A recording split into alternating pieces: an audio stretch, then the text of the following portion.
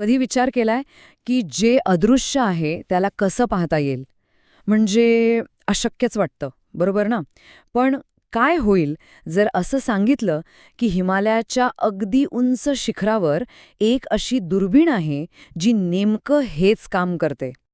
तर ही गोष्ट सुरू होते अगदी आत्ताची, याच वर्षी 26 जानेवारीला, जेव्हा OP313 नावाच्या एका खूप खूप दूरच्या आकाशगंगेतून एक प्रचंड शक्तिशाली पण पूर्णपणे अदृश्य सिग्नल कोट्यावधी प्रकाश वर्षांचा प्रवास करून आपल्या पृथ्वीवर येऊन धडकला.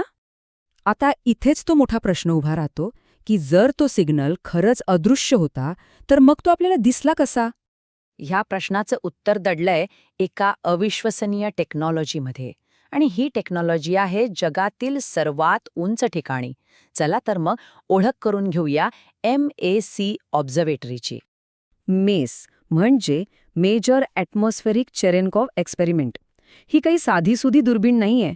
ही जगातली सर्वात उंच इमेजिंग चेरेन्कॉव्ह टेलिस्कोप आहे. कुठे आहे ही? तर लडाखमध्ये हानले नावाच्या ठिकाणी तब्बल 4300 मीटर उंचीवर. आणि हो, ही ह्याच वर्षी म्हणजे 2024 मध्येच सुरू झाली आहे. सगळ्यात भारी गोष्ट म्हणजे हा पूर्णपणे आपला स्वदेशी भारतीय प्रोजेक्ट आहे. ओके, तर आपल्याकडे एक भारी मशीन आहे एका भारी ठिकाणी. पण मग प्रश्न तोच आहे, ही मशीन हे कॉस्मिक भूतं म्हणजे ते अदृश्य सिग्नल्स पकडते तरी कशी? तर यामागचं गुपित आहे निळ्या रंगाच्या एका अंधुकशा फ्लॅशमध्ये, एका लखलखाटामध्ये. ह्यामागे जे सायन्स आहे त्याला म्हणतात चेरेन्कॉव्ह रेडिएशन. आता हे नाव जरा अवघड वाटेल पण कन्सेप्ट एकदम सोपा आहे.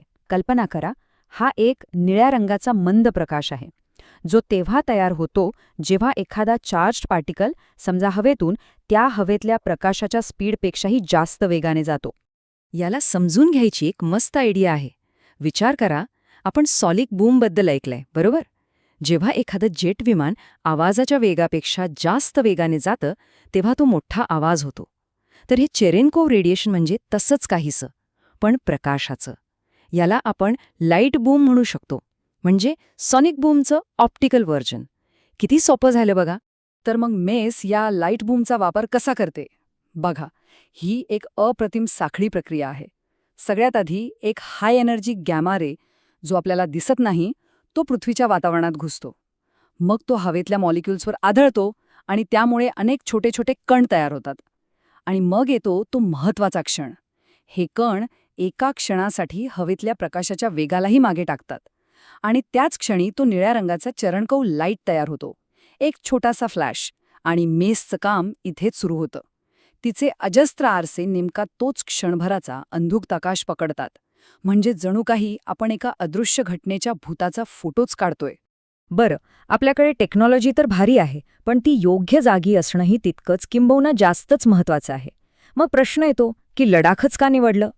याचं कारण असं आहे की लडाखमधलं हानले ही जागा ॲस्ट्रॉनॉमीसाठी जगातल्या बेस्ट जागांपैकी एक आहे. एकतर उंची खूप जास्त आहे, त्यामुळे वातावरण विरळ आहे. दुसरं म्हणजे इथलं आकाश इतकं स्वच्छ असतं की विचारू नका. हवामान कोरडं असल्यामुळे ढगांचा त्रासही कमी. आणि सगळ्यात महत्त्वाचं म्हणजे गेल्याच वर्षी 2023 मध्ये या जागेला भारताचा पहिला डार्क स्काय रिझर्व्ह म्हणून घोषित केलंय. म्हणजे इथे लाईट पोल्युशन 0 आहे.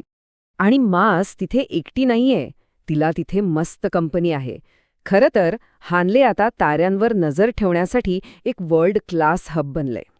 बघा ना इथे कोण कोण आहे. हिमालयन चंद्र टेलिस्कोप आहे, हाय एनर्जी गॅमा रे टेलिस्कोप म्हणजे HAGR आहे, ग्रोथ इंडिया टेलिस्कोप आहे आणि आपली मेस ऑब्झर्वेटरी तर आहेच. हे म्हणजे जणू काही विश्वावर नजर ठेवणाऱ्या महाकाय डोळ्यांचं एक अख्खं कुटुंबच तिथे वसलंय. तर मग आपल्याकडे जगातली सगळ्यात उंच दुर्बीण आहे. ती जगातल्या सर्वोत्तम ठिकाणी आहे आणि ती एका अफलातून सायन्सचा वापर करते. पण या सगळ्याचा अंतिम हेतू काय?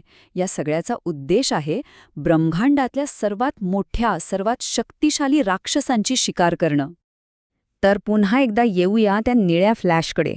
अवकाशाच्या कोपऱ्यातून येणारे हे अंधुक प्रकाशकिरण पकडून आपण नक्की कोणतं कोडं सोडवण्याचा प्रयत्न करतोय? मॅथ्सचं लक्ष्य आहे ब्रह्मांडातील सगळ्यात जास्त हिंसक आणि शक्तिशाली घटनांचा अभ्यास करणं. आपण बोलतोय सुपरनोवाबद्दल, म्हणजे ताऱ्यांच्या प्रचंड मोठ्या स्फोटांबद्दल. आपण बोलतोय कृष्णविवरांबद्दल, जे आपल्या वाटेत येणारं सगळं काही गिळंकृत करतात. आणि आपण बोलतोय गॅमा रे बर्स्ट्सबद्दल, जे विश्वातले सगळ्यात शक्तिशाली स्फोट मानले जातात. ही एक प्रकारे विश्वाची इंजिनं आहेत. शेवटी मेसने पकडलेला प्रत्येक निळा फ्लॅश हा एका कॉस्मिक क्राईम सीनवरून आलेला पुरावा आहे, एक सुगावा आहे. हे कोट्यावधी प्रकाशवर्ष दूर घडलेल्या महाभयंकर घटनांचे उरलेले अवशेष आहेत. तो O313 कडून आलेला सिग्नल हा असाच एक पुरावा होता. आणि या सगळ्याचा अभ्यास करूनच आपण आपल्या ब्रह्मांडाचे नियम समजून घेतो. त्यामुळे खरा प्रश्न हा उरतो की हे असे पुरावे भविष्यात अजून कोणती अविश्वसनीय रहस्य आपल्यासमोर उघड करणार आहेत.